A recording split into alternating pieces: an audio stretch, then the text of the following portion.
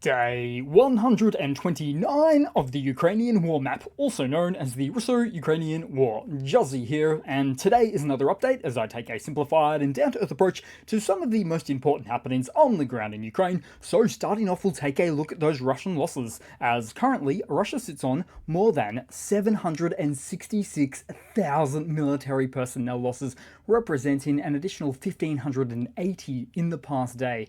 Then as for hardware losses, 4 tanks, 21 APVs, and 5 artillery, with a portion of personnel losses, mentioned above, now more widely attributed to North Korean activities in Kursk. Meanwhile, Russian Armed Forces Chief of General Staff Gerasimov has just stated that the AFU lost over 42,000 soldiers and more than 1,800 tanks and armoured vehicles in the Kursk region alone. Just staggeringly unbelievable numbers from the Chief of Clannery right there. Then headed across to the map to the Voronezh region of Russia, where local authorities reported a series of drone incursions early this morning. Governor Gusev confirmed that a total of 5 unmanned aerial vehicles, UAVs, were shot down by air defense systems, with debris falling in various areas. Footage captured a significant ground impact, likely resulting in the destruction of an object. Then headed to Kursk, the location of the supposed loss of 42,000 AFU soldiers, where the 95th Air Assault Brigade has been active in coordinating these FPV aerial strikes near the most northeastern incursion point, as seen there, taking on enemy infantry in the region. And same was then the case for the Ukraine 80th Assault Brigade, with more examples seen here successfully targeting Russian armoured vehicles and various other Russian infantry and trench elements in the border region. Then briefly, we take a look along the border of the Kharkiv front, as there are ongoing operations for quite some time now where Ukrainian forces are actively countering Russian sabotage groups that are attempting to infiltrate by disguising themselves in Ukrainian uniforms. Yuri Fedorenko, commander of the well-known Achilles drone battalion, highlighted the effectiveness of Ukrainian special services in thwarting these attempts, stating, quote, "Sometimes the enemy thinks they're acting for the occupation forces, but in reality they're serving the defense forces. They just don't know it yet." Of course, referring to the Ukrainian Defense Forces that very regularly oust these Russian infiltrations. And as for the use of Ukrainian uniforms, yeah, we've seen it before. Even though it's sort of a base rule for warfare not to do such things. In fact, this practice is explicitly prohibited by Protocol 1 of the Geneva Convention. So there's no two ways about it. It's a war crime. And the actions of which that reveal the desperate lengths that the Russian army will go to try and get that international criminal edge. Then headed down the map into the Donbass, where it's been reported that in Chasiv Yar, Ukrainian forces have continued to push the Russians out, which is not yet updated on the map, but with further reports indicating that the AFU advanced in the region and regained previously lost ground, north and south.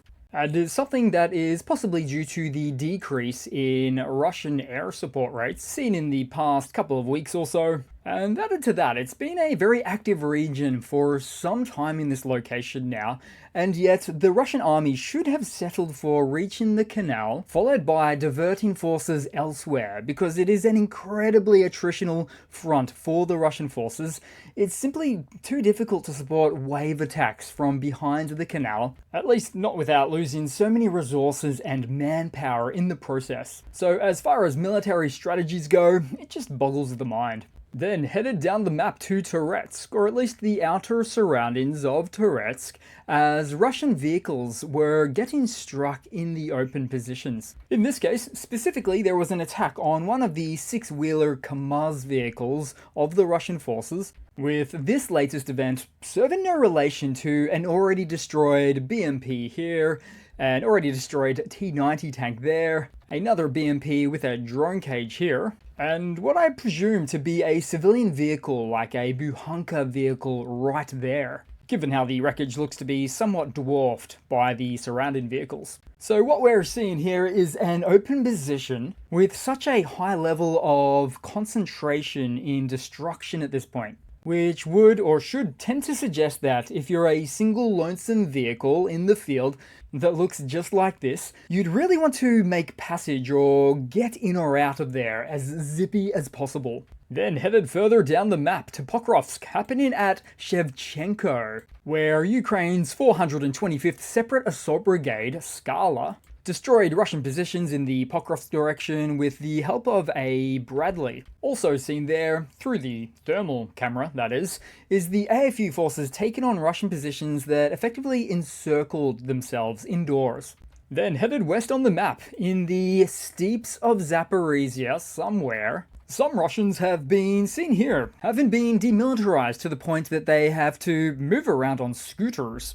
Now, there's nothing wrong with agile ATVs in use that are generally far behind the front lines, but just take one good look at the backdrop here, where there's 3, possibly a 4th vehicle destroyed by Ukraine on this road, so it's an unfriendly region. But before a comment troll attempts to cultivate some uncertainty here, I'll point out that these are destroyed Russian vehicles because, take for instance the closest vehicle, it's a Buhanka van, which the AFU does not use. And they especially don't use Buhanka Scooby-Doo vans with installed cope cages on top. And so here we have it, Russians on e-scooters hanging about in a destructive and dangerous war zone. Then headed further south on the map to Crimea, because starting as of today, mobile internet services in the occupied peninsula will face potential no-warning disconnections as a precaution against Ukrainian UAV strikes, according to Russian military correspondents, citing concerns about some of the UAVs containing local mobile connect-in SIM cards. Meanwhile, with the Russian military's overall haphazard reliance on these very same communication methods, which will in turn directly hinder their ability to communicate and operate effectively in the region, locals will still have their fixed-line internet access and Wi-Fi at their cafes as an example, leading to this latest military change affecting the Russian army more than helping them, as Ukraine's deep strike UAVs don't single-handedly rely on a network communication platform of their adversary, but instead contain multiple network protocol options. In fact, a lot of the time, drones are set and forget, especially the deeper strike ones. Coordinates go in and destruction comes out. Then, on the map to the edges of the Black Sea, really to Krasnodar Krai, as an emergency situation was declared in 2 districts of the Russian region due to ecological fallout effects caused by use of the very dated Volganeft 212 and Volganeft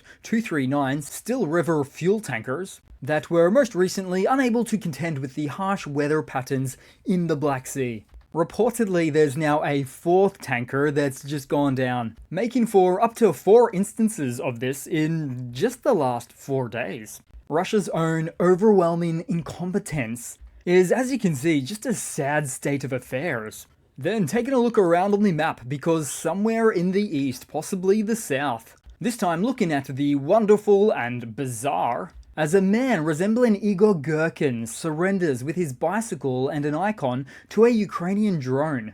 And the resemblance is uncanny. Now, currently the real Igor Gherkin is serving a 4-year prison sentence in Russia for being, among other things, critical of the Russian government. And yet, strange to say that though it's improbable, it's not impossible that he went to jail in Russia only to get a get-out-of-jail-free card, the one where you have to sign up to the SMO. Although Gherkin is surely far too high-profile an individual to be set free into the SMO, where he would do exactly this, and I've joked about it before, is that he would surrender to the AFU, provide a great deal of detail on Russian operations, but of course, with the Hague arrest warrant out for him over the 2014 MH17 incident, when he was a commander in the Donbass, he's looking at lifetime imprisonment, where he'd hypothetically serve his sentence out in the Netherlands, which is at least a significant improvement over a Russian prison cell. Then headed across to some news and tidbits for the day. As, for example, in Sumy, soldiers are honing their skills at a Browning simulator designed for shooting down Shahed drones when taking a break from operations in Kursk. As an example for this scenario, during a recent session, a soldier demonstrated impressive accuracy, hitting his target on the second attempt.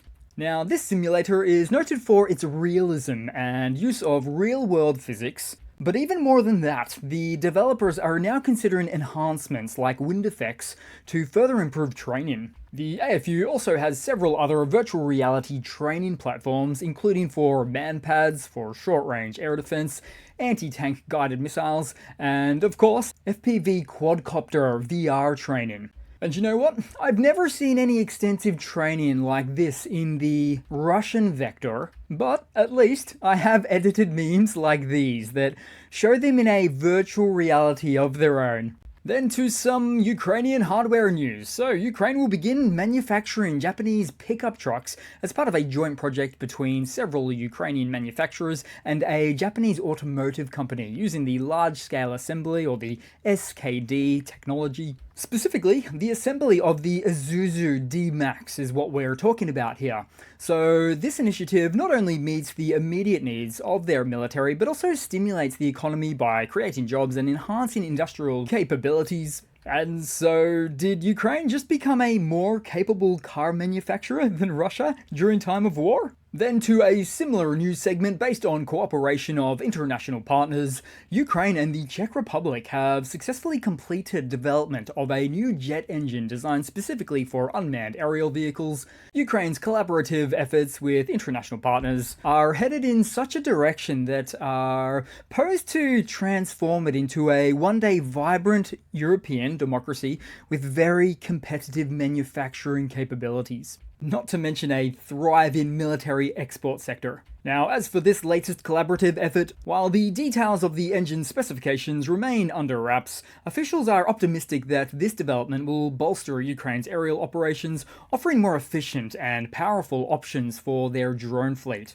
Then headed across to a Russian hardware update. So recent footage has surfaced showing a D-74 122mm field gun actively being used by Russia's 238th Artillery Brigade. This particular model is notable for its limited production run in the 1950s after its development in the late 40s, which was thereafter found only in export markets rather than any standard Russian military arsenals. And seeing it here, that clearly means, once again, we see Russia pulling out more retired/reactivated museum pieces. Though, to be fair, it does appear that they cleaned it up or gave it a fresh coat of paint just prior to the Russian newscast. Then headed across to a funny or not so funny to round off the video, as Russia has released a detailed directory outlining Ukrainian FPV first-person view tactics, complete with diagrams and suggested countermeasures.